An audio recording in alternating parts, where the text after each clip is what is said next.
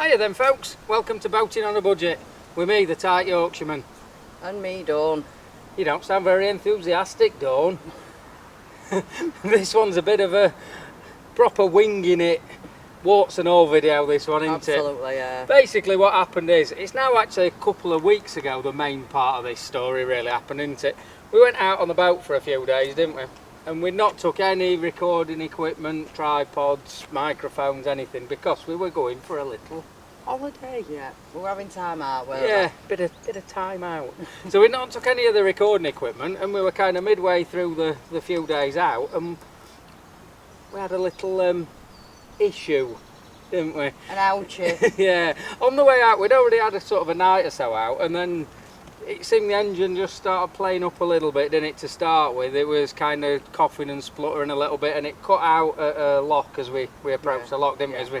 As we took the revs off, the engine cut out, and we managed to get to the next lock, where some people who've been coming through the locks with us, Ross and Jacqueline, who we didn't know at the time, but we kind of got to know them quite well, didn't we? Because as you'll see, especially Ross, you'll see him in a few minutes in the video. We had a quick look and sort of thought maybe the engine was overheating a bit, because a bit like it is now, it were a really hot weekend, weren't it? It were boiling. And we kind of discovered we'd not really got the proper vents and things for the engine. Yeah. That's probably a story for another time though. But yeah, so we carried on, we went and had another night somewhere else, didn't we? And then on the way back, ironically enough, at virtually the same lock that it had started playing up at on the way out, just before we got there, the engine just completely cut out, didn't it? Yeah. Unfortunately, again, there's a lot of fortunates, isn't there? But the boating community is really good, aren't they? They are amazing. It's the one thing we have really found since we've had the boat, is everyone does help. But yeah, we'd cut out, we managed to kind of get into the side. We actually used as barge pole. That really expensive piece of wood that we had to buy. Yeah, we used that, sort of, we got tied up. We'll kind of show you what happened from there in a few seconds, but we then managed, somebody was coming past her, we know, and they towed us to the next available place where it was kind of safe to moor up and have a proper look. So again, that were a big thank you to people who helped out. Phenomenal, absolutely. One thing you will have to bear in mind with this video is, though, like we've said, we didn't have the tripod, we didn't have the microphone, we had no intention of recording anything, we were just going for a few days holiday. So perhaps some of the footage is not perfect, shall we say. I was holding the camera. I didn't like to say that, but yes, majority of the time I ended up holding the spanners for Ross while Ross did the work, and you ended up holding the camera pointing at us and bits of grass and sky and you know. So yeah, bear with us on this one, because this is genuinely warts and all, isn't it? We're not intended recording, something happened, so we got the camera out to show everyone what went on. So like I say, basically the point you're going to join us now is we'd kind of already broke down and then been towed to the moorings. We'd actually then gone to the pub that night, hadn't we? Had a few beers. We needed to. Had a carvery, come back the following morning, and this is what you'll see. As I started to investigate, it very quickly became clear that the issue was to do with the fuel. As you can see from this fuel filter should look red, as the fuel that we use is red diesel. However, what you can see there is a mixture of water and what's commonly known as diesel bug, which is basically a reaction that occurs when water and diesel mix. So when Ross arrived to help rectify the situation, the first thing he did was to take the fuel filter off the actual engine, and this is what we found: a mix of water and rust. Things were not looking good. I must say though, of all the places I've ever broken down in my life, this was probably one of the prettiest ones.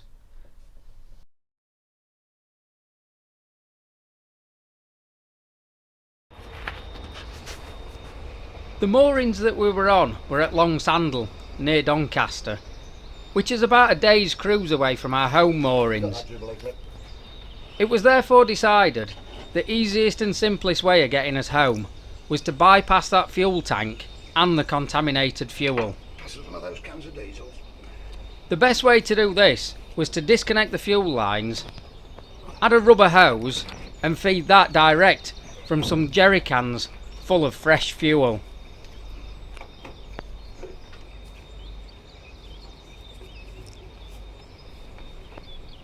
By this stage though, it was quite clear nothing was going to go to plan. As you see now, Ross is about to try and prime the fuel system. Basically that means pumping the fuel through to the engine so that the fuel pump on the engine can pick up that fuel and drag it into the system. However, after a fair few minutes of trying to do this, it was quite clear that primer pump wasn't working. It was time for plan B. At this point though, our fortunes did change slightly. A few weeks before this, my dad had given me a fuel pump to help get the generator that we've got on board working. I'd never actually got round to doing that job, so therefore the little electric pump was just sat there in the back of the boat. It was therefore an easy job just to add that pump into that rubber fuel line and a quick bit of wiring, and then we were ready to give it a try. Once we bled the fuel lines using that electric pump, we then started to turn the engine over with the decompression levers opened. In effect what those do is allow the fuel to pass through the system, but without actually trying to start the engine. The idea of that was to flush any of the old contaminated fuel through before trying to start the engine with the fresh fuel. And as if by magic, she fired back into life.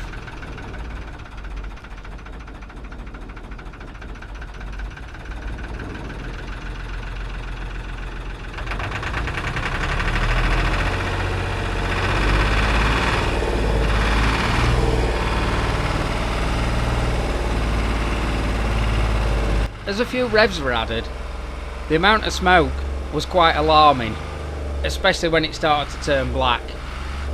This only lasted a few seconds though, and it does seem that was just as the engine was burning off the last of the contaminated fuel. But it was a worrying second or two, as we thought we might have done some major damage to the engine.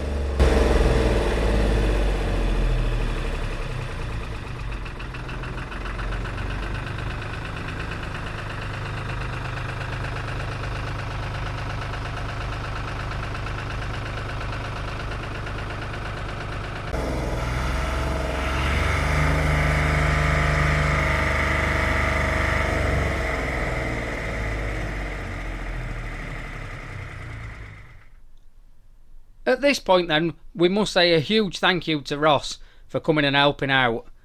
Like we said, we'd only met Ross and Jacqueline the day before, and that was as we were sharing locks on the way through Doncaster. With the boat working again, it was time for that journey home. And you can rest assured, both myself and Dawn listened to that engine beat all the way home. Now that we've had a chance to take stock and let the dust settle then, we've kind of come up with a little bit of a plan. That obviously, this is the sort of fuel pipe and the little pump that we put in place just to get us home. The initial plan was we were going to get this tank, which you can see there, all cleaned out and then sort of new filters fitted and everything. But what we're now actually thinking is just do away with this tank completely. Although it's built into the boat so we can't physically get rid of it, I think we're just going to put basically a replacement tank there, which funnily enough somebody on our marina, he got a couple of spare tanks with the boat that he bought, so we're getting that off him in the next day or so. I'm going to start preparing for it. First off, you can see that fuel filter needs a good dose of looking at, because that bottom section there should be full of nice red diesel, not water and gunge. So we're going to have to take that off, which will obviously drain the dirty diesel away from there, because I think we're going to put this pipe, redo that so that goes into the new tank, obviously cleaning it out as we go, and then obviously we need to sort of reconnect these pipes as they were originally. And I will try and get the camera down here, show you as I'm doing it exactly what I'm doing, but I will stress straight away, this is definitely a winging it. It's not something that we planned on doing, and not something I've particularly researched the best methods, so fingers crossed we kind of get it right.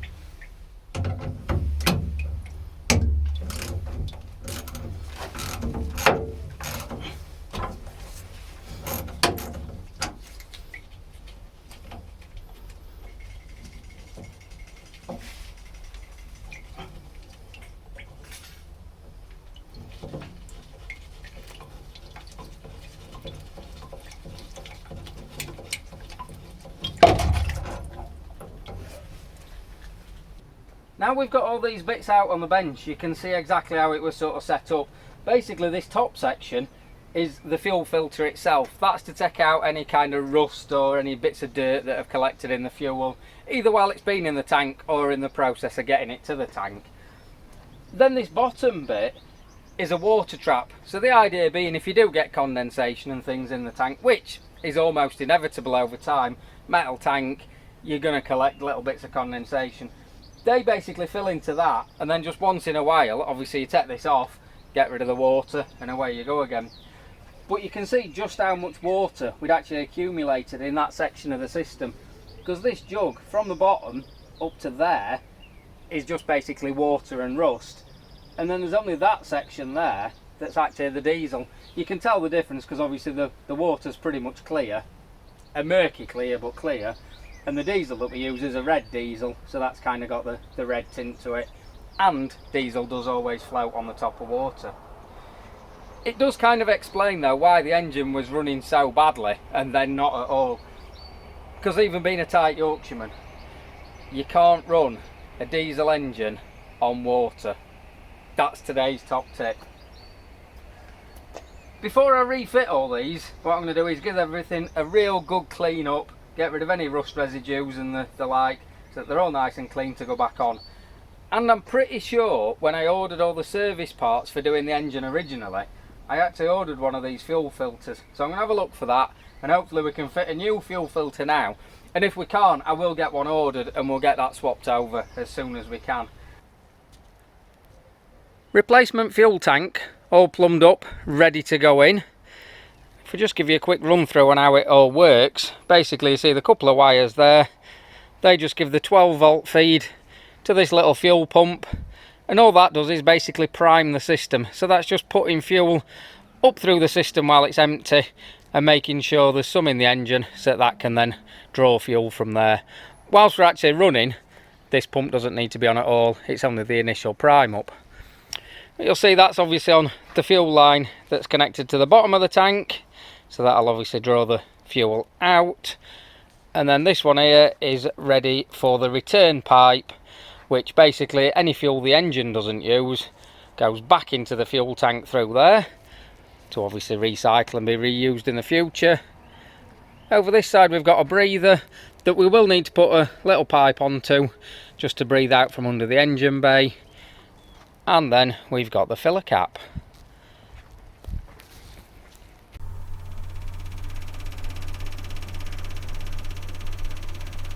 As I'm sure you can appreciate, trying to film in the engine bay whilst working on my own is rather tricky. So we jump forward a few minutes here to where I've actually got the tank in place and I'm priming the fuel system, getting that fresh, clean fuel through to that engine.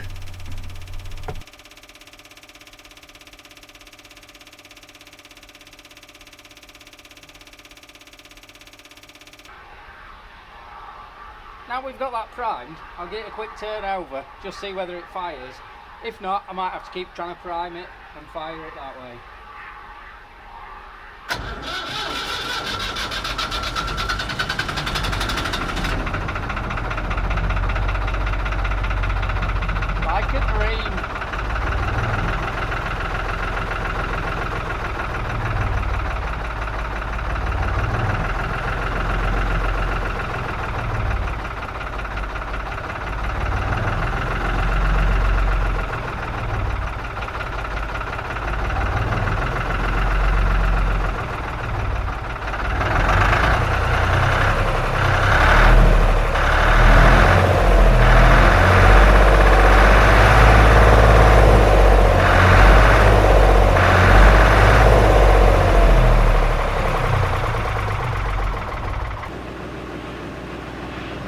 What's that I ticking away?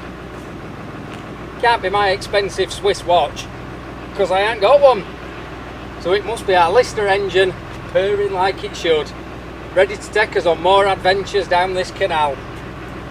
I think this just goes to show, probably life on a boat is never straightforward, but with a bit of ingenuity, a bit of help from a fair few friends, and not spending a great deal of money in the end, we can get round most things. This episode then genuinely has been winging it, warts and all. Like we said, that's what we're showing you, what it's like really out there on the cut. Before we next go out on the boat, all I'm going to do is just sort of tidy them pipes and cables and clips and things like that up, just so it's all nice and neat and nothing's going to move about. Once we're happy that that repair and all them things are working right, which I'm sure they are, but you just never know, we'll sort of make up a few brackets and really tidy that engine bay up and give that engine a service at the same time. That'll be another vlog though, I think. So hopefully you've liked this vlog and you've given us the good old thumbs up rather than the thumbs down.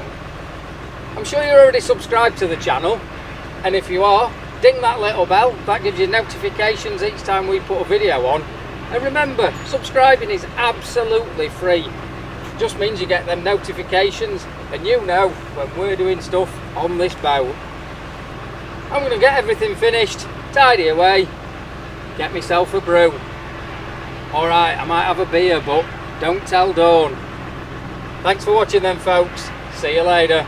Bye bye.